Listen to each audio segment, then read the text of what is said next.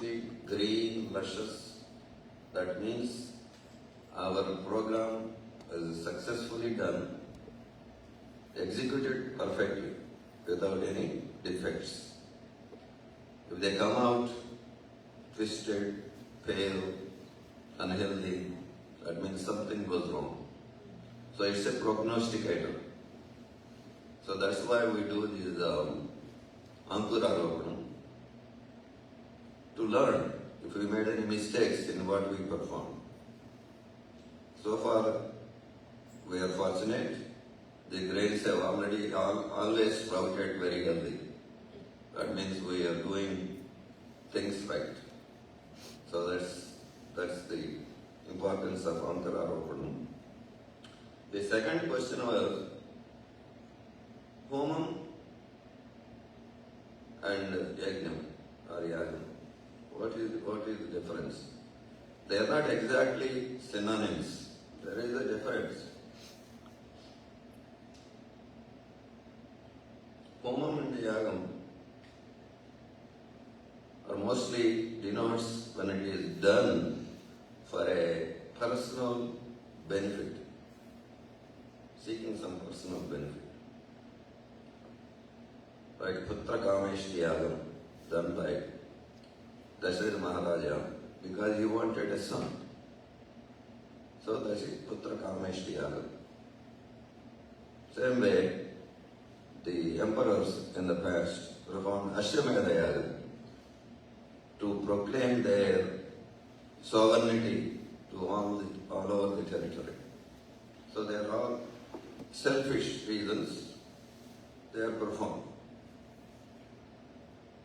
The Yagnam, by definition, if I use the English word, sacrifice. Yagnam is done without any concern for personal benefit, but for the Loka Kalyana, for the welfare of the entire society, of which we are part. So, there are many yajnas. Jnana Yagnam, when you do disparate knowledge for those who do not have it. Jala Yagnam, providing water in an area where there is no water to drink. Like this, there are many yajnas. So in our temple, with the blessings and guidance of my personal Guru, we've been doing this for since 1997. So it's almost 29 years. This is 30 years. And this is our 36th Yagnam we're performing today. And if I add the other Yagnams we did for others, we will reach 50 Yagnas. That's a very enviable record for any temple. So let's go into what is Yagnam. Why we have, a lot of you may be thinking, why is Duggirala torturing us, making us sit at the fire, sweating, our nose running, eyes tearing. Why is he doing this? For your own benefit. The Yagnam is just not a religious procedure. It's a science, also it's a medicine also. First let's talk about the religious part of the Yagnam. When Brahma created the creation, the Manavas, Devatas, all other creatures, they all asked him, what is the source of our survival? How do we get our food? Brahma said, do the Yagnam. And when human beings perform the Yagnam using different grains and materials, the subtlest form goes to the Devatas. That is their food. The havis that we offer is food for Devatas. For receiving that havis, in turn, they will provide us with timely rains that bring good crops. This is also said in Bhagavad Gita. Yagnam creates clouds, clouds bring rains, rains grow grains, from the grains the creation continues. How is that? Grains are the sustaining food for all of us.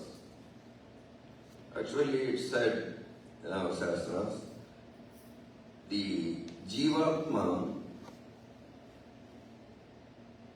when it goes through this Annam, it says Annam. Annam is just not rice. Any sustaining food is Annam, but just symbolically rice. Through the rice enters the sperm of the father. When the sperm is seeded in the mother's womb, a new life forms. That's how the creation continues through this yajna. And also it's a yajna by Vishnu, means just as Vishnu is all pervading throughout the universe, this sacrificial act is part and parcel of this creation. It's universal. And also it says, Agni Mukho Vai Deva. In previous yugas, Krutayugam, Tretayugam, when you perform yajnas like this, especially Kalabhairava Sahitha Shiva Shakthi Yagnam, all the three of them will be sitting in the Yajnashala. But now this is Kali Yuga. The Devatas do not come down to the planet Earth that we can see with our eyes. They are here, but our physical eyes cannot see them. But their presence is in the Yajnashala, receiving the harvest and satisfying with that sacrifice that we are all doing, which is expected of us. Now coming to science, we are offering different grains, offering different samidhas. Samidhas means wood sticks from different species. And also Havish has many herbs in it, grown in the Himalayas and tropical forests, along with the rice grains. When they are offered into the fire pit, Homakunda, the center of the Homakunda temperatures reach 1200 degrees centigrade. At these high temperatures, these materials are broken down into their elemental forms, subtle forms, and that goes to the Devatas as a habits for their food. And also many chemicals are released. There are phenols, formic acid, fumaric acid, acetaldehyde, and they are all antibacterial, antiviral. German scientists have studied our yajnas. They have proved scientifically when a yajna is done, its effect reduces the bacterial and viral counts at least 10 to 12 kilometers around that area. They have studied this scientifically. They did the bacterial counts, viral counts before and after the yajna. And there is definitely reduction in these parameters, indicating that yajna is purifying the atmosphere. And all the chantings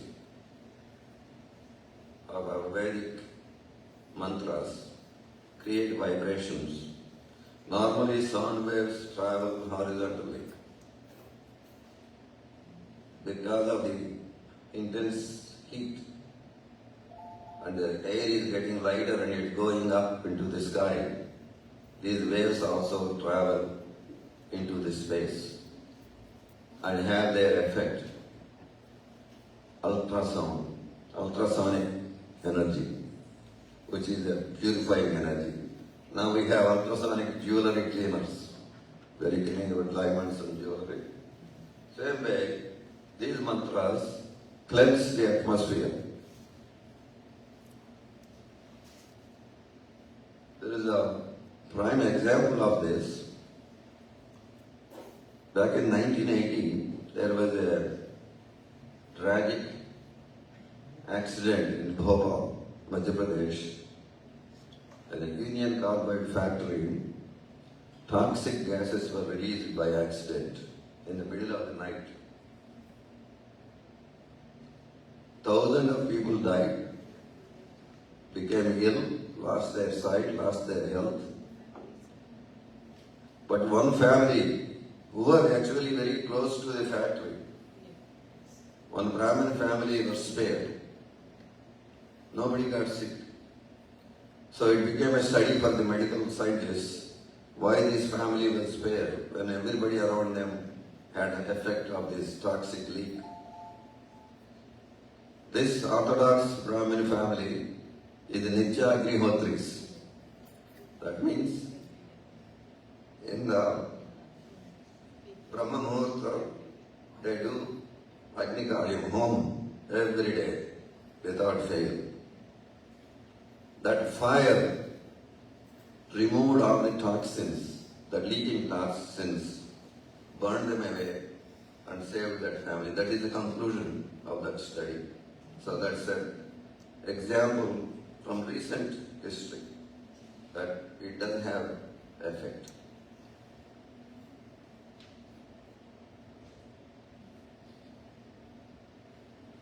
So, and also medically speaking, the Gayatri Parivar in Haridwar, they are still doing a lot of research on these yagnas. And they're actually composing this combination of havises based on the Yajamani's illness. It's a form of treatment. How is that? When you are sitting at the home kund, as I said before, we are all sweating profusely. That's why we gave you 2 towels. Your nose is running, your eyes are tearing, because of what we call vasodilatation. That means expansion of the blood vessels that are in the skin and under the skin due to the heat. So the circulation is going much faster and a higher volume, and it's bringing all the impurities in your system out through the pores. You're sweating out all the negativity, all the negative products that you have in your body due to metabolism. They are excreted. And also when you are inhaling the fumes, I see some people wear masks. You are not supposed to wear masks. You are supposed to inhale the yagna fumes. Because they are medicinal fumes. It goes directly through the lung, through the alveoli. As when they exchange oxygen and carbon dioxide, these medicinal fumes also are exchanged and go directly into your blood system. Very efficient way of delivering a medicine rather than an injection. And there is no side effects for this treatment. And also your skin also absorbs because of the increased vascularity, increased blood supply. It absorbs all these medicinal materials that are released from the home transdermal delivery of the medicine. So it's a medical procedure, it's a scientific procedure, and of course, it is our religious procedure. So when you understand this, you will have more faith in that home, in that yajna, rather than sponsoring it because the priest asks you, sometimes grudgingly, because you can't say no to be a priest. No, they are not doing it for their benefit. It is for your benefit. And everything that we do in this temple is an effort to make you do some satkarma. Giving you an opportunity, encouraging you to satkarma, because the temple is here for the welfare of your spiritual welfare. We want you to be better Sanatana Dharmis and evolve spiritually. That is the goal of our temple. Should be any temple's goal. But our temple takes it seriously. We want all of you to grow spiritually, become sages. That is what Sanatana Dharma expects. Our rishis, our forefathers expect us to be like them. And this is an effort in that direction. So now that you know, this is just not a hocus-pocus religious thing. It's a science, it's medicine, it's spiritual. And I hope by this little knowledge that I know from my Guru, I have shared it with you. And I hope this will establish a firm faith in your mind. Thank you very much.